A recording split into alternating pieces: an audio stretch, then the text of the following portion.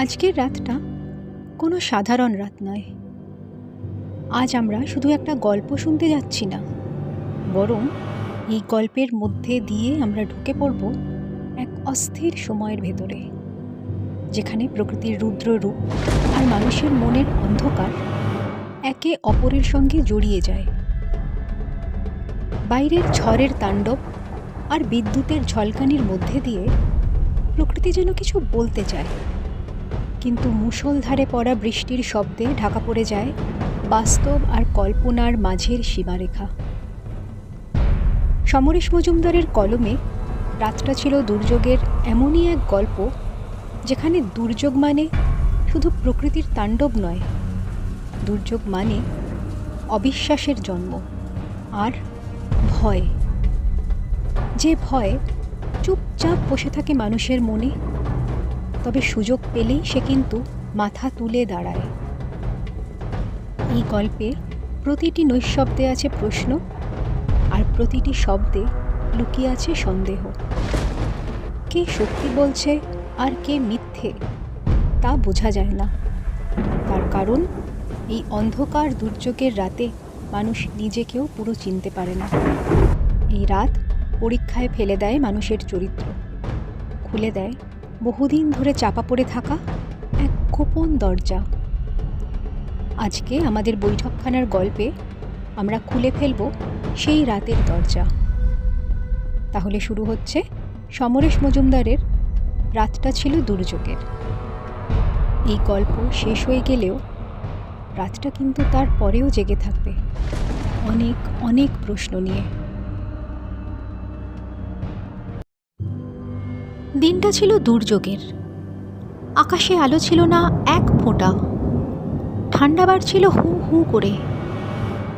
পোড়া কাঠের মতো মেঘগুলো চাপ হয়ে ঝুলছিল, যেন টোকা মারলেই হুড়মুড়িয়ে ভেঙে পড়বে। দিন ফুরোবার আগেই রাত নামল, সেই সঙ্গে দাঁতালো হাওয়ারা নেমে এলো গোটা পৃথিবীতে। এখনো বৃষ্টি নামেনি, তাই রক্ষে। রাস্তায় এই আবহাওয়ায় মানুষ থাকার কথা নয় বলেই নেই। স্ট্রিট ল্যাম্পগুলো ডাইনির চোখ হয়ে জ্বলার চেষ্টা করছে। এই অবস্থায় ভদ্রমহিলাকে দেখা গেল দ্রুত হাঁটতে। তার বয়স 40-এর ওপরেই, একটু মোটাসোটা ভালো মানুষ গোছের চেহারা। হনহনিয়ে হাঁটছেন আর বারংবার পেছন ফিরে দেখছেন, যেন কেউ তাকে অনুসরণ করছে। স্ট্রিট ল্যাম্পের নিচ দিয়ে তিনি যখন হেঁটে গেলেন, তখন তার মুখটা চকখড়ির মতো সাদা দেখালো। সেটা ঠান্ডা যতটা নয়, আতঙ্কের ঢের বেশি। ওর শরীরে শীতের পোশাক আছে, তার উপর একটা কালো চাদরে মাথা গলা ঢেকে রেখেছেন, সম্ভবত কানে যাতে হাওয়া না ঢোকে তাই সতর্কতা। হাতে একটা ব্যাগ, যেসব ব্যাগ নিয়ে মহিলারা অফিসে যান সেই রকমের, পায়ে মোজা এবং পাম্প শু গোছের জুতো। দ্রুত চলার জন্যেই ভদ্রমহিলা হাঁপাচ্ছিলেন। মনে হচ্ছিল তিনি যে কোনো মুহূর্তেই বসে পড়বেন। দুপাশের বাড়িগুলোর দরজা জানলা বন্ধ, একটুও আলো চোখে পড়ছিল না। বাঁ ঘুরতেই ভদ্রমহিলা দাঁড়িয়ে পড়লেন। সামনে একটা বাড়ির দোতলার জানলায় আলো দেখা যাচ্ছে। কাঁচের আড়ালে কেউ যেন দাঁড়িয়ে কথাও বলছে। ভদ্রমহিলা আর দেরি না করে ছুটে গেলেন একতলার দরজায়, প্রাণপণে বেলের বোতাম টিপে ধরলেন। সেই মুহূর্তেও তার চোখ পিছন দিকে চলে গেল। দূরে কুয়াশায় কেউ যেন দাঁড়িয়ে আছে।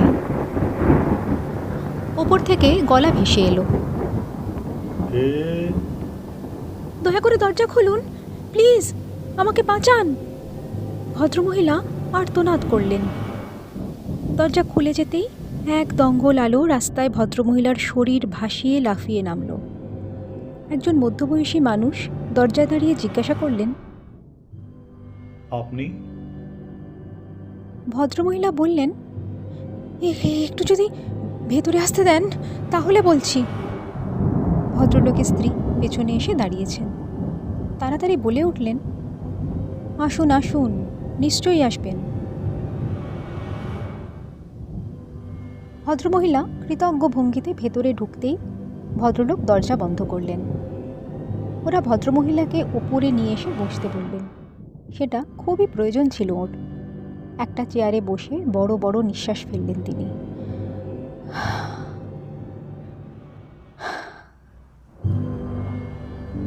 ভদ্রলোকের স্ত্রী জিজ্ঞাসা করলেন, আপনি কি অসুস্থ?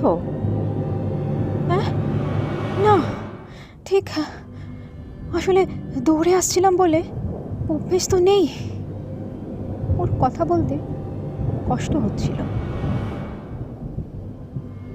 দৌড়াচ্ছিলেন কেন? মনে হচ্ছিল বলবো কেন, স্পষ্ট দেখেছি কেউ যেন আমাকে ফলো করছিল। রাস্তায় তো আজ একটাও লোক নেই, তাই ভয়ে। ভদ্রমহিলা কথা শেষ করতে না পেরে দু হাতে মুখ ঢাকলেন। ভদ্রলোক বললেন, সে কি, এ পাড়ায় কে এমন কাজ করার সাহস পায়? তিনি সোজা জানলার কাছে চলে গিয়ে রাস্তাটা দেখার চেষ্টা করলেন। তারপর বললেন, না, কেউ নেই। কিন্তু ছিল। ভদ্রমহিলা প্রতিবাদ করলেন, বেশ, থাকেও যদি, তাহলেও আর আপনার ভয় নেই। আমার স্বামী সরকারি অফিসার, সবাই ওকে চেনে। স্ত্রী পরিচয় দিতে স্বামী এগিয়ে এলেন। শোনো, আমার মনে হয় একে এক কাপ গরম দুধ দিলে ভালো হয়। ভদ্রমহিলা আপত্তি করলেন, না না, দুধ আমি খাই না। ভদ্রলোক হাসলেন। শৈশব থেকেই অনেকেই বদ অভ্যাসটা করে ফেলে। বেশ, কফি চলবে? ভদ্রমহিলা আরও সংকুচিত হলেন, না না, আমার এসব লাগবে না। ভদ্রলোকের স্ত্রী জিজ্ঞাসা করলেন, আচ্ছা, এই বিচ্ছিরি আবহাওয়ায় আপনি কোথায় যাচ্ছিলেন? ভদ্রমহিলা মুখ নিচু করে মাথা নাড়লেন, কাজে। আমি যেখানে কাজ করি সেখানে অনুপস্থিতি হলেই মাইনে কাটে। টাকার প্রয়োজন বলেই এই আবহাওয়াতেও সকালে বেরিয়েছিলাম। ভদ্রলোক সমব্যথীর গলায় বললেন, সকালে অবশ্য আবহাওয়া তো খারাপ ছিল না। ওর স্ত্রী বললেন, তাহলে আপনি চাকরি করেন? বাড়িতে আর যারা আছেন? আর কেউ নেই ভাই। ভদ্রমহিলা মুখ তুলছিলেন না, তিনি রুমালে চোখ মুছলেন। ভদ্রলোক ইশারায় স্ত্রীকে নিষেধ করলেন এই বিষয়ে কথা চালাতে। স্ত্রী সেটা ভালো লাগলো না। একটু সময় যেতে দিয়ে জিজ্ঞাসা করলেন, আপনার স্বামী? প্রশ্নটা ইচ্ছে করেই শেষ করলেন না। তিনি মারা গিয়েছেন অ্যাক্সিডেন্টে। এরকম খারাপ আবহাওয়ার সন্ধে ছিল সেদিন। ভদ্রলোক কিছু বলার আগেই ওর স্ত্রী জিজ্ঞাসা করলেন, তারপর? উনি অন্যমনস্ক হয়ে রাস্তা পার হচ্ছিলেন। এই সময় একটা কালো গাড়ি ওকে চাপা দেয়। ইস, আমি জানি উনি কখনো অন্যমনস্ক হয়ে রাস্তায় হাঁটতেন না। তার মানে? আমার কথা পুলিশ বিশ্বাস করেনি, কালো গাড়িটাকেও ধরতে পারেনি, কিন্তু আমি দেখেছি। দেখেছেন মানে? যখনই আমি এই রাস্তায় হেঁটে যাই তখনই দেখি একটা কালো গাড়ি আমার পেছন পেছন আসছে। যতক্ষণ না সেটা বেরিয়ে যায় ততক্ষণ আমি রাস্তা পার হই না। গাড়িতে কে থাকে দেখেছেন? না, মুখ দেখতে পাইনি। আজও কি গাড়িটা পেছনে ছিল? হ্যাঁ, প্রথমে গাড়িটাকে দেখলাম একবার, তারপর মনে হলো কেউ যেন দরজা খুলে নেমে আমার পেছন পেছন আসতে লাগলো। ভদ্রলোক আবার জানলায় চলে গেলেন। ভালো করে রাস্তাটা দেখে ফিরে এলেন তিনি। আচ্ছা, আপনি কত দূরে থাকেন? সামনের রাস্তা ধরে মিনিট চারেক গেলে বাঁ দিকের 3 তলা কাঠের বাড়িটায় থাকি আমি। ও, সামান্য পথ। আপনি নিশ্চিন্ত থাকুন, আমি আপনাকে পৌঁছে দেব। না না, আপনি কেন যাবেন? ছি ছি, এসেই বিব্রত করেছি, তার ওপর। মোটেই বিব্রত করেননি। প্রতিবেশীকে যদি সাহায্য না করি, অন্যের প্রয়োজনে যদি না লাগি, তাহলে মানুষ হয়ে জন্মালাম কেন? ওর স্ত্রী জিজ্ঞাসা করলেন, আপনার শরীর এখন কেমন লাগছে? ভদ্রমহিলার মুখের সাদা ভাব এখন অনেকটাই চলে গিয়েছে। সোজা হয়ে বসে বললেন, ভালো, আমি এখন যেতে পারবো। শুধু শুধু আপনাকে কষ্ট করতে হবে না, আমি একাই যেতে পারবো। হুম, তা হয় না। যে কালো গাড়ি আর তার ড্রাইভারের গল্প শোনালেন, তারপর আর আপনাকে একা ছেড়ে দিতে পারি না। হ্যাঁ, আপনাকে কথা দিচ্ছি, কয়েকদিনের মধ্যেই এই কালো গাড়ির রহস্য সমাধান হয়ে যাবে। কাল থেকেই পুলিশকে বলবো ওয়াচ করতে। ভদ্রমহিলা মাথা নাড়লেন। আপনাকে কি বলে ধন্যবাদ জানাবো? কর্তব্য, বুঝলেন? এসব কর্তব্যের মধ্যে পড়ে। ওরা উঠে দাঁড়াতেই স্ত্রী স্বামীকে ডেকে নিয়ে গেলেন পাশের ঘরে। চাপা গলায় বললেন, তোমার কি মাথা খারাপ হয়ে গিয়েছে? কেন? কি করেছি? তুমি ওকে পৌঁছে দিতে যাচ্ছ? এই আবহাওয়ায় একটা কুকুরও রাস্তায় নেই। ভদ্রলোক আর চোখে বাইরের দিকে দেখলেন। তোমার কিচ্ছু মনে নেই? মানে? আমার একটা কালো গাড়ি ছিল এবং আমিও একটা অ্যাক্সিডেন্ট করেছিলাম। কিন্তু তুমি তো বলেছিলে লোকটা মরেনি। করার সময় তাই মনে হয়েছিল, পরে তা দেখতে যায়নি, খবর নিইনি। তার মানে তোমার গাড়িতেই? শুনলে তো, এখনো সেই কালো গাড়িটা ওকে ফলো করে। স্ত্রীর উত্তেজনা কমল। তিনি মনে করে বললেন, তুমি তখন বলতে গাড়িটা যেন কীরকম। সব সময় ড্রাইভারের কথা শুনতো না, তাই তো বিক্রি করে দিলাম। ভদ্রলোক উসখুস করলেন। সরি, উনি অনেকক্ষণ বসে আছেন। শোনো, যে জন্য তোমাকে ডাকলাম, তুমি রিভলভারটা নিয়ে যাও। রিভলভার? হ্যাঁ, যাচ্ছই যখন, তখন সাবধান হয়ে যাওয়াই ভালো। বেশ। ভদ্রলোক আলমারির দিকে এগোলেন। ভদ্রমহিলা দরজার কাছে চুপটি করে দাঁড়িয়েছিলেন, যেন এই ঘরেও তাঁর শীত লাগছে এমন ভাব। ভদ্রলোকের স্ত্রী হাসি মুখে এগিয়ে এলেন। আপনার কোনো ভয় নেই, উনি পৌঁছিয়ে দিয়ে আসবেন। আচ্ছা, আপনার বাড়ির ফোন নম্বর কত? আমার বাড়িতে তো ফোন নেই। ওহ, বাড়ি পৌঁছে একটা ফোন করলে নিশ্চিন্ত হতাম, তাই বললাম। ওই অ্যাক্সিডেন্টটা কতদিন আগে ঘটেছিল? খুব সাধারণ গলায় জিজ্ঞাসা করলেন ভদ্রলোকের স্ত্রী। বছর 2 আগে। ইতিমধ্যে তৈরি হয়ে ভদ্রলোক বেরিয়ে এলেন। ওরা নিচে নেমে গেলে ভদ্রলোকের স্ত্রী বারংবার তাড়াতাড়ি ফিরে আসার কথা বলে দরজা বন্ধ করে দিলেন। এখন রাস্তায় ঘন কুয়াশা, স্ট্রিট ল্যাম্পগুলোকে ভুতুড়ে দেখাচ্ছে। ভদ্রমহিলা লজ্জিত গলায় বললেন, দেখুন তো, আমার জন্য আপনার কী কষ্ট হচ্ছে। কষ্ট কেন বলছেন? এটা কর্তব্য। কয়েক পা হেঁটে ভদ্রমহিলা পেছন ফিরে তাকালেন। সেটা লক্ষ্য করে ভদ্রলোক দাঁড়ালেন। তার কোটের পকেটে রিভলভারটাকে আঁকড়ে ধরে লক্ষ্য করলেন কাউকে দেখতে পাওয়া যায় কিনা। না পেয়ে বললেন, কেউ নেই তো। পায়ের আওয়াজ শুনলাম। ঠিক আছে, আপনি এগোন, আমি একটু পিছিয়ে আপনাকে ফলো করব। কেউ যদি কাছে এসে পড়ে, তাহলে আমার হাত থেকে ছাড়া পাবে না। না না, তার দরকার হবে না। ওই যে জুতোর দোকানটা এসে গেছে, আমি ঠিক যেতে পারবো, আপনি চলে যান। ভদ্রমহিলা সন্ত্রস্ত ভঙ্গিতে বললেন।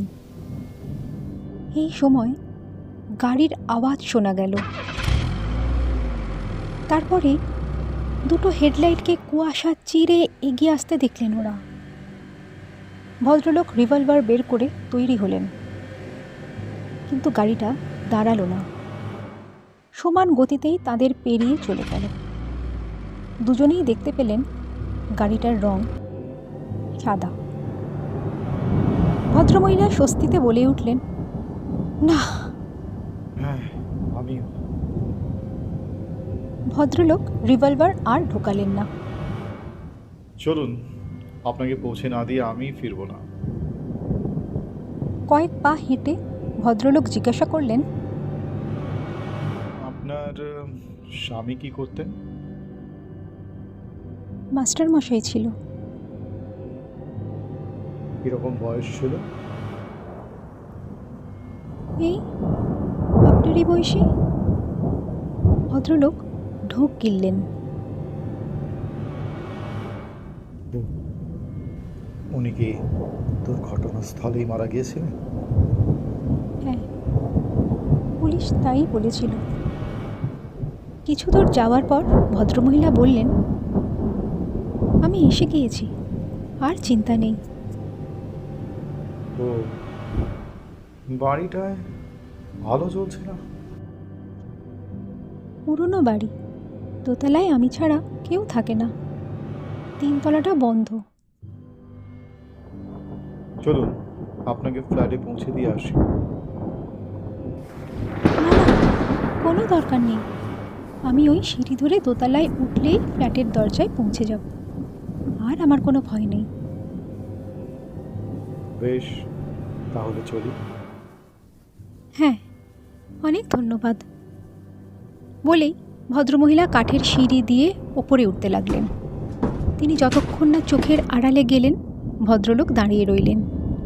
তারপর নিঃশ্বাস ফেলে বাড়ির পথ ধরলেন। কয়েক পা হাঁটার পরই মনে হলো কেউ যেন তার পেছনে আসছে। স্পষ্ট পায়ের শব্দ শুনতে পেয়েছেন তিনি। ঘুরে দাঁড়িয়ে লক্ষ্য করলেন। কুয়াশা এখন এমন ঘন হচ্ছে যে তিনি কাউকেই দেখতে পেলেন না।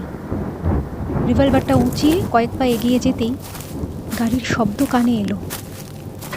একটা গাড়ি যেন আসছে, কিন্তু তার হেডলাইট নেভানো। সেটা জ্বললে তিনি দেখতে পেতেন। দ্রুত ফুটপাতের শেষ প্রান্তে চলে এলেন তিনি। গাড়িটা রাস্তা দিয়ে বেরিয়ে যাক, তারপর তিনি যাবেন। কিন্তু সরে আসা মাত্র শব্দটা থেমে গেল। কুয়াশা এখন পাক খাচ্ছে সর্বত্র। স্ট্রিট ল্যাম্পগুলোকেও গিলে ফেলেছে তারা। তিনি আবার পা ফেলতেই গাড়ির শব্দ শুনলেন, যেন গাড়িটা ওট পেতেছিল এক পাশে। তাকে চলতে দেখেই সক্রিয় হয়েছে। ভদ্রলোকের সমস্ত শরীরে কাঁটা ফুটল।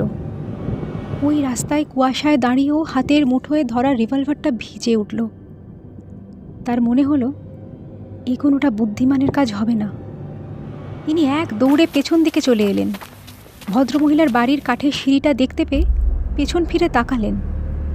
না, কেউ নেই। তার মনে হলো একা ফিরে যাওয়া ঠিক হবে না। থানায় একটা ফোন করে সাহায্য চাইতে হবে। ফোন কোথায় পাওয়া যায়? ভদ্রমহিলা নিশ্চয়ই সাহায্য করতে পারেন। তিনি দ্রুত কাঠের সিঁড়ি বেয়ে ওপরে উঠতে লাগলেন। ভদ্রমহিলা বলেছিলেন দোতলায় উনি একা থাকেন, অতএব ওকে খুঁজে পেতে অসুবিধা হবে না। দোতলায় উঠে পা বাড়াতে গিয়ে কোনো মতে নিজেকে সামলে নিলেন ভদ্রলোক। সিঁড়ির বারান্দা বা করিডোর বলে কিছু নেই। কাঠগুলো অনেক অনেক আগেই খসে পড়ে গিয়েছে। ওপাশের দরজাটা ভাঙা এবং অন্ধকার। সিঁড়ি দিয়ে উঠে ভদ্রমহিলা এই শূন্য দিয়েই হেঁটে গিয়েছেন।